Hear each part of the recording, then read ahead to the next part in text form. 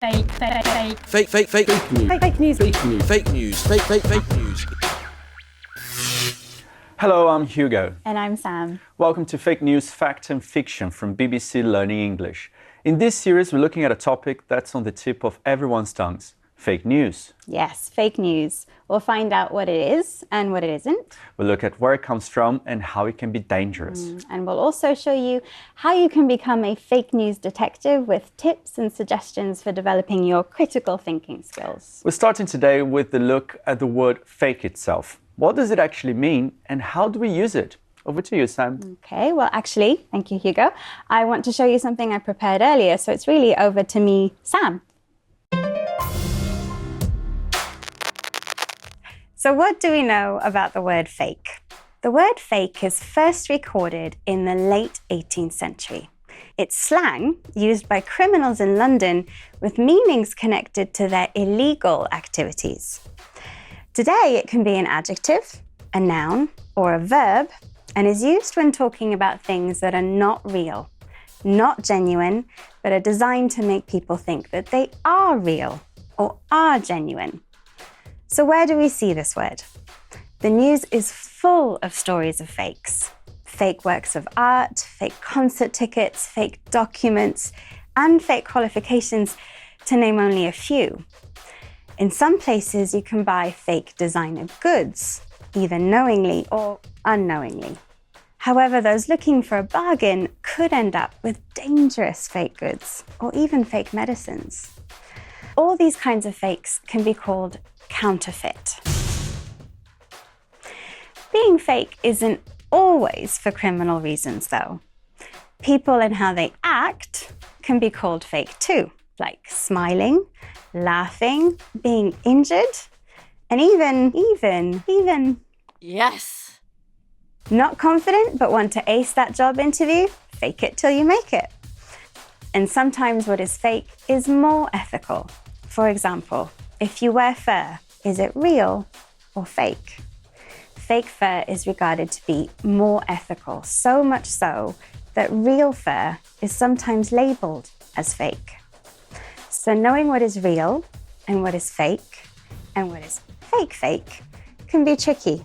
How do we choose what to buy, where to go, even where to stay? Many of us look at reviews online, but even then we have to watch out for fakes. The digital world of social media and the internet are places where it can be very difficult to tell what is fake and what is real. And that brings us to perhaps the most common phrase associated with the word fake these days. Fake news. Fake news. Fake news. Fake news. Fake news. Do you hear what I'm saying? There's something different here. Yes, so obviously those were fake ears. And that's a fake laugh, but it's a comedy classic, fake ears, really just to demonstrate that not everything fake is bad. And can I say that laugh was a counterfeit laugh? That's a really good question, actually, but no. So we use the word counterfeit to describe real objects, real things that are fake. So for example, documents, money, paintings, jewelry, they can all be counterfeit, but a laugh, no matter how fake or false, is not counterfeit, no. And have you had any experience with fake things? So I did have a friend who was setting up his own business, and he did ask me to write him a fake review online. What happened? No comment. What about you? I haven't bought anything fake or counterfeit, but I think we've seen, fake T-shirts, fake shoes, bags, Really pretty much common. everywhere, right? But now let's turn to fake news itself. Yeah, so the words fake and news, as we know, have existed separately for a very long time. But as a journalist, Hugo, when did you start seeing them together, being used as a thing? I think we all became more familiar with it in the 2016 election campaign in the US because Donald Trump was a big fan of it to essentially dismiss anything he didn't like. But you may be surprised to find out that he wasn't actually the first one to use it. Earlier, I was joined by Mike Wendling from BBC Trending. He's written a piece called The Almost Complete History of Fake News, and he was here to explain more about the recent history of this term.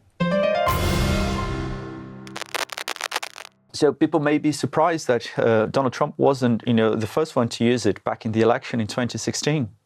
No, actually, it was his opponent, Hillary Clinton, who was the first person to utter the words fake news.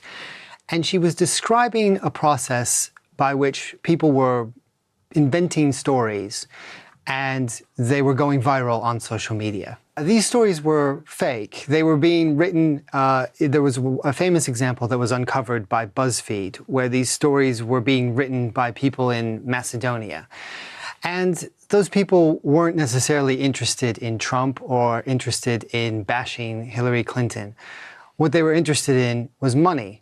Through Facebook, they could draw people into their websites and then make money off of advertising. And that's why they wrote these sensationalized, completely made up stories that we now have come to know as fake news. And misinformation, fake news has existed for many, many years, right? But now the difference is social media and how easy it is to, spread this kind of disinformation. That's right. There's always been mistakes, propaganda, spin, or just lies by political candidates. That has always existed. This is a new type of information and a new type of how information spreads online. And what that means is that it can be spread faster than ever before by people who might be anonymous or might be thousands of kilometers away. So it's really a challenge for media organizations, social media organizations, and really all of us to try and figure out how to separate the truth from the fiction. And you can find out more about Mike's work on the BBC Trending blog, on the BBC News website, and also on the BBC World Service. Mike, thanks for joining us. Thank you. So Sam, what did you make about what Mike was saying there? I thought it was really, really interesting. And he mentioned words like spin and propaganda, which we are going to talk about more in a later program. But one word I wanted to pick up today was the term viral that he used. So viral is the adjective, and it comes from the noun virus, which, as you know, is a medical term. And as you also know, a virus can spread really, really quickly. So when we use something viral, when we use the term viral, to go viral online, it basically means it spreads really, really quickly across the internet. No, we all know about it. Very interesting. Now, before we wrap up for today, Sam, remind us about the word fake. Okay, absolutely. So fake means not real, it is not genuine, and grammatically the word fake can be a verb. So you can fake a smile, you can fake a laugh, as Hugo did before. You can also fake being confident. It can also be a noun, so a picture is a fake. The diamond ring my grandmother left me was a fake, for example. And it is commonly used as an adjective. So I was talking earlier about the fake review, which I, of course, didn't write. And also, if you're unlucky, you might buy fake tickets for a concert or things like that. If we're talking about fake objects like documents, money, or copies of well-known brands, for example, you can also use the word counterfeit. Thank you, Sam. And that's all from us today. Do join us again next time on Fake News, Fact and Fiction. Thank you. Bye-bye. Goodbye.